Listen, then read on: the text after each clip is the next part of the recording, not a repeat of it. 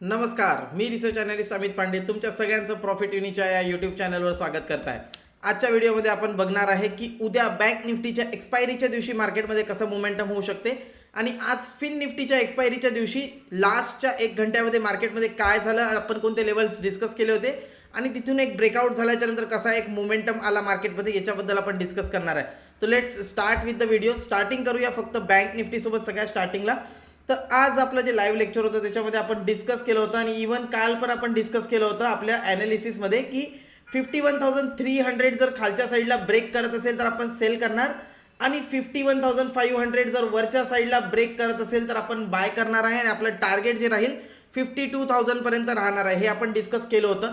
याच्यासोबत आपण अजून एक गोष्ट डिस्कस केली होती, मी ऑलरेडी लाईव्ह क्लासमध्ये किंवा कालच्या लेक्चरमध्ये पण सांगितलं होतं की आपण एक पोझिशन बनवलेली आहे 51,400चा पुट सेल आणि 51,000चा पुट बाय। हे दोन पोझिशन 51,400च्या वर मार्केट राहिलं तर मग तुम्हाला याच्यात प्रॉफिट होईल 2,000 रुपये। ही आपण एक पोझिशन बनवली होती आपण। तर या पोझिशनमध्ये आज काय झालं, तर आज एवढा मोठा मूव आला, आज ऑलरेडी ऑलमोस्ट ही पोझिशन खूप चांगल्या प्रॉफिटमध्ये बंद झालेली आहे आणि उद्या डे एंड होताना याच्यात मॅक्सिमम प्रॉफिट जो आहे तो पण आपल्याला होऊन जाईल। आता पण ऑलमोस्ट मॅक्सिमम प्रॉफिट आपल्याला या पोझिशनमध्ये दाखवत आहे। तर 51,500 हा एक ब्रेकआउटचा लेवल होता, मल्टिपल टाइम इथूनच मार्केट खाली होता।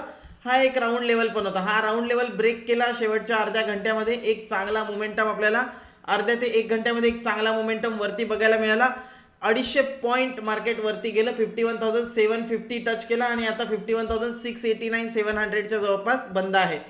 जसा क्लोज झालेला आहे, जसा ब्रेकआउट दिलेला आहे, बँक निफ्टी जे आहे उद्या ओपनच होऊ शकते 52,000ला।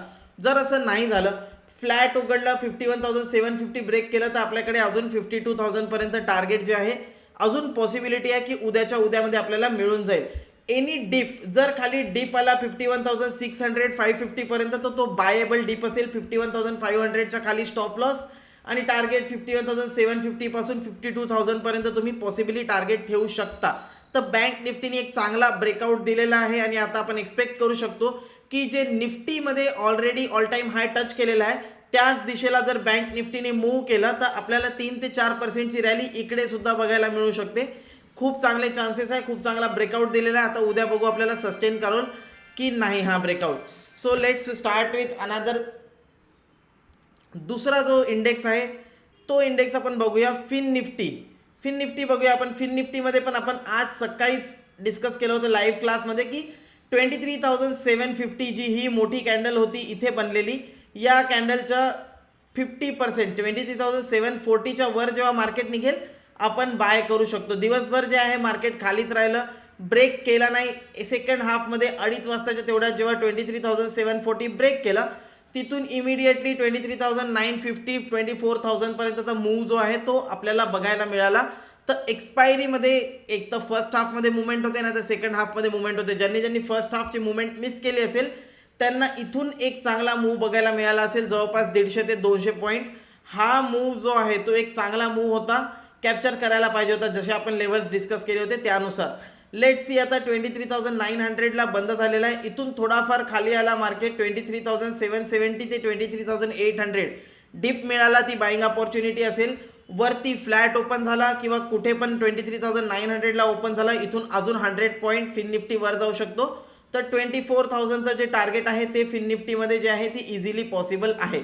इथे एक बॉलिंजर बँड सेटअप पण बनलेला आहे, त्याच्या खाली क्लोजिंग आहे। जर एखादा गॅप डाऊन ओपन झाला तर जास्तीत जास्त 23,770 पर्यंत मार्केट खाली येईल, तिथे जर आलं ते एक बाय ऑन डिपची अपॉर्च्युनिटी असेल, हे आपल्याला लक्षात ठेवायचं आहे। निफ्टी मल्टिपल दिवसापासून एकदम बोरिंग मधात ट्रेड करताय, एकदम बोरिंग मार्केट आहे। आपण 2 दिवसाआधीच डिस्कस केलं होतं की वरच्या साईडला 25,350, खालच्या साईडला 25,200 या रेंजच्या मधात असेल तर आपल्याला काहीच करायचं नाही। एक्झॅक्टली या रेंजच्या मधात बंद झालं।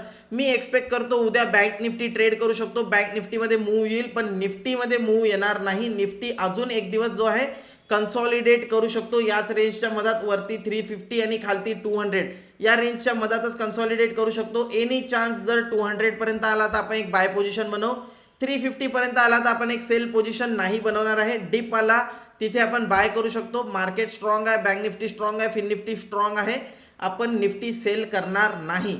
जर डिप आला तर बायचा एखादा अपॉर्च्युनिटी आपण ट्रेड करू शकतो 25,200 पासून 350 400च्या टार्गेटसाठी. हे झाले आपले निफ्टी, बँक निफ्टी आणि फिन निफ्टीवरचे व्ह्यू. आय होप तुम्हाला ॲनालिसिस आवडला असेल. यस, काही स्टॉक्स जे मी डिस्कस केले होते, रोनित सरांनी डिस्कस केले होते आपल्या 3 डे वेबिनारमध्ये, त्याच्यातले काही स्टॉक्स मी आज तुम्हाला देणार आहे. त्याच्यापैकी 3-4 स्टॉक्स मी आता पटापटा सांगून देईन. लॉंग टर्मसाठी तुम्ही याच्यावर लक्ष ठेवू शकता. एक स्टॉक आहे VPRPL, 240 रुपये चालू आहे हा स्टॉक. याच्यामध्ये तुम्ही लॉंग टर्मसाठी चांगलं लक्ष देऊ शकता.